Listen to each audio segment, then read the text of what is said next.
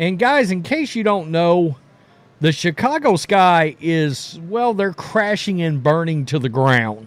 Black and white sports supporters, well, you knew after Caitlin Clark's triple-double, her historic triple-double. Picture this. Your team's lost 7 games straight, but they're busy hyping up one player's stats on social media. That's exactly what's happening with the Chicago Sky and Angel Reese right now. Meanwhile, Caitlin Clark's out here making history with the Indiana Fever. We're about to dive into this tale of 2 rookies and why one team's strategy is backfiring big time. Before we move on, I'd like to ask you a small favor. If you appreciate this content, please take a second to like this video and subscribe to the channel. Over 98% of you watch the videos without subscribing. It costs you nothing, but it makes a huge difference to us. So did you click the subscribe button? Great, thank you so much. Now, back to the video. Believe that a double-double is a guarantee of success. Rethink your thoughts. The Chicago Sky's most recent social media gaffe has shown an unpleasant reality regarding individual accomplishments as opposed to team triumphs. Now is the moment to consider when individual metrics become a team's undoing. Now for Angel Reese, the rising star of the Sky who is renowned for her amazing double-doubles. Her recent performance would make any novice proud. The horrific truth is concealed by those eye-catching statistics. But here's the best part. Let's dissect it. In terms of rim shots, Reese leads the WNBA. Sounds fantastic, doesn't it? Now, get your jerseys ready for the story surprise that is about to happen. She's the least efficient of all of them, despite her many efforts. Yes, you read correctly. The worst in the whole league. You may be asking yourself, so what? She's still receiving double-doubles. But that's exactly when things become messy. The Sky chose to honor Reese's 25th double-double with a social media post. Sounds innocuous, right? False. This tweet hit exactly in the middle of a 7-game losing run. They also posted this amid a 7-game losing streak. I think they are 2-8 in their last 10 games. Now, mind you, they posted this just a few short hours before the triple-double by Caitlin Clark. What a case of mistimed events. Fans showed no restraint. One furious supporter lashed forth. Are we simply not even interested about winning anymore? Is it merely feeding the ball in her so she can get her numbers? Hurt. Who are like, are we just not even concerned about winning anymore? Is it only feeding the ball into her so she can get her? But there's still more. Another fan nailed the nail on the head. If double-doubles were wins, the Sky would have the 2nd best record in the league. There was such a strong outcry that some fans even demanded that heads roll. One tweet said, you guys need to fire the admin ASAP. It's evident the Sky's social media strategy is as off-target as Reese's strokes. But first, let's briefly pan out. This isn't just about a tone-deaf tweet or an ineffective player, it's about a team losing its path. The Sky appeared to have overlooked the fact that basketball is a team sport. You know you're in danger of being obsessed with individual data at the expense of overall success. Some supporters are worried this attention on Reese's double-doubles is doing more than just upsetting the fan base. What worries them is that it's blatantly hurting their team. And perhaps they have a point. When a team becomes all about feeding one player, regardless of efficiency, it can throw off the entire dynamics. Consider it. While the squad is on the losing end of a run of defeat, what message is being sent to the other players? It would be like to congratulating your colleagues on a well-done PowerPoint while the firm is bankrupt. Serious concerns concerning leadership and team culture are brought up by this circumstance. Here, who's making the decisions? Is the coaching staff prepared to forfeit team success in order to further Reese's development? Or is this a front office choice, believing that hyping up their rookie would sell more seats, even if it costs them wins? Either way, it's evident the Sky need to reconsider their objectives. Basketball is more than just box score statistics. It's about 5 players working together, making each other better, and ultimately winning games. Right now, the Sky seem to have lost sight of it. While the Sky struggle to establish their groove, another newcomer is creating a symphony of success. What's the secret to Caitlin Clark's ability to shine bright while boosting her entire team? The solution might affect how we see individual performances in basketball forever. You could be thinking, okay, we've seen rookies make a splash before. What makes this one unique? Well, let me tell you, Caitlin Clark isn't just making waves. She's generating a whole new ocean of possibilities in the WNBA. Here's the thing, Clark just became the only WNBA rookie to ever score 2 triple-doubles. Mind you, she's the only WNBA rookie to ever have a triple-double, and now she's got 2 of them. You knew after that, between points scored herself and points assisted. That's almost 45 points per game, and the most by any player ever. That's not just good, that's historic. We're talking about a feat that seasoned veterans dream of, and this rookie's doing it like it's no big thing.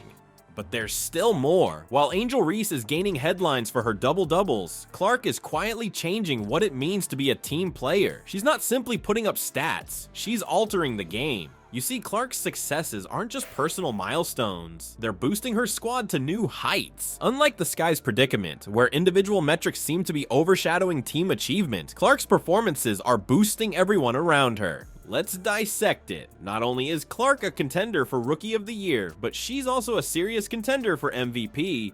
That's right, she's closer to being voted the league's most valuable player than Reese is to winning top rookie accolades. What a turn of events. This is where things become really fascinating though. Clark's squad isn't suffering because of her accomplishment. Rather, it's turning into the cornerstone of their successes. Her triple doubles are more than simply stellar numbers on a scorecard. They're winning plays that altered the course of the game. Hey, Black and White sports supporters, well, you knew after Caitlin Clark's triple-double, her historic triple-double. No, you were one rebound away from your second triple-double. Of course I knew, but somebody had to get the rebound, so AB was joking. We always joke about stealing each other's rebounds, so it's funny.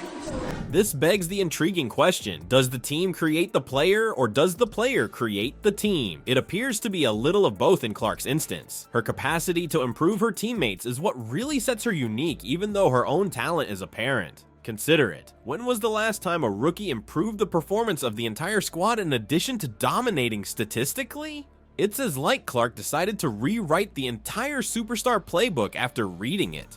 What does this mean for the future of the WNBA? Is probably what you're now wondering. It's possible that Clark's rise indicates a change in our assessment of player impact. Simply putting up large numbers is no longer sufficient. Those who can accomplish everything and make their team unbeatable are the true MVPs. This is where the contrast with the Sky's position becomes glaringly clear. Amidst a losing skid, they may be praising individual accomplishments, but Clark's squad is winning because of her all-around skill. It's the distinction between competing for individual renown and competing for group accomplishment. Let's not misunderstand though, it is not the purpose of this to set one player against another. It all comes down to realizing what makes a professional basketball player successful. Clark's strategy demonstrates how magic occurs on the court when individual accomplishments line up with team objectives. What can other teams take out from this then? Perhaps the emphasis should now be on how those stats translate into victories, rather than on individual stat lines. That is, after all, the main purpose of the game, right?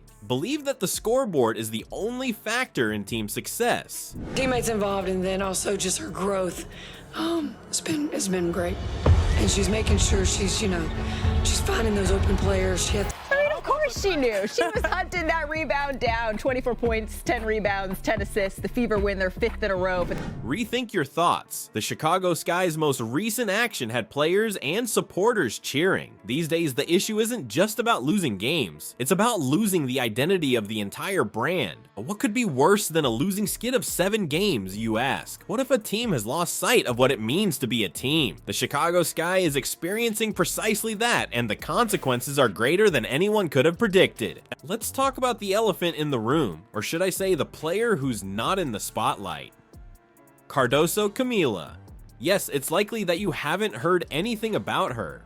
That's because, unlike what the Sky's social media would have you believe, she has been outperforming Angel Reese on the court. As one fan put it, imagine being the better rookie and the higher draft pick, but your own team wants to chase a narrative instead of winning games. This fan struck the perfect note. Hurt. Cardoso must be hurting about that. This is where things become pretty complicated. This goes beyond simple hurt sentiments or shattered egos. It concerns the fundamental elements that underpin teamwork. What happens to team spirit, in your opinion, when one player steals the show and the others are sidelined? It resembles hurling a wrecking ball into the changing area. What about the supporters? Not only are they angry, but they're turning to go. Is it fair to blame them? Why should supporters remain when the team appears to be focused only on losing? A disgruntled fan said it best when he said, "Are we just not even interested about winning anymore? Is she merely being fed the ball so she may obtain her numbers?" It's all like witnessing a slow-motion vehicle catastrophe. In addition to being tone deaf, the Sky's decision to highlight individual metrics during a losing streak is a slap in the face to everyone who supports the team's success.